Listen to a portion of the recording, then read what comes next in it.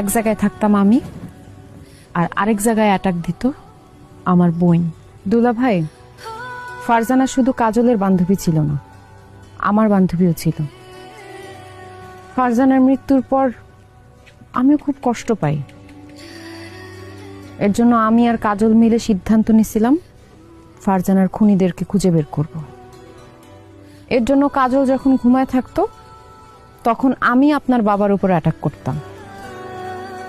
কাজল যখন রান্নাঘরে রুটি বানাচ্ছিল তখন আমি আপনার ভাবিকে পানিতে চুবাচ্ছিলাম। আপনি আর কাজল যখন ঘরে ঘুমাইতেছিলেন তখন আমি আপনার মায়ের মুখে গরম চা ঢেলে দিছিলাম।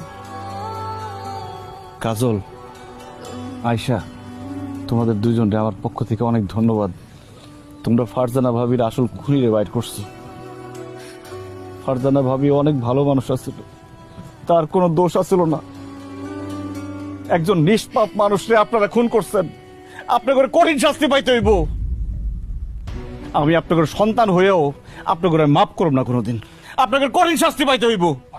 আসুন, এই যে আমার আব্বা, এই যে আমার আম্মা, তারা আমার আগের বউরে খুন করছে, আমার ভালোবাসার মানুষের খুন করছে। স্যার অ্যারেস্ট করেন, অ্যারেস্ট করেন স্যার। স্যার স্যার বিশ্বাস করেন, আমি কিচ্ছু করি নাই, আমার কোনো দোষ নাই স্যার, আমি কিছু করি নাই, আমি নিষ্পাপ। আব্বার মিথ্যা কথা কইও না। কালকে রাতে তুমি আর মা মিলা সব স্বীকার করছো, সব রেকর্ড আছে আমার কাছে। স্যার, আমার আব্বা আম্মারে ধরে নিয়ে যান। যদি প্রয়োজন হয় আমার আব্বা আম্মার বিরুদ্ধে আমি নিজে সাক্ষী দেব। আল্লাহ, তুই সন্তান হইয়া মা বাবার নামে সাক্ষী দিবি?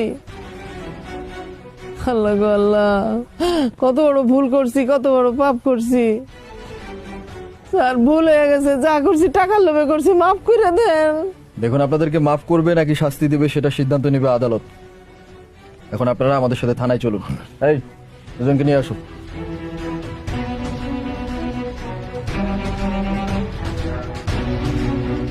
আরে কি দেখতেছেন, চলুন।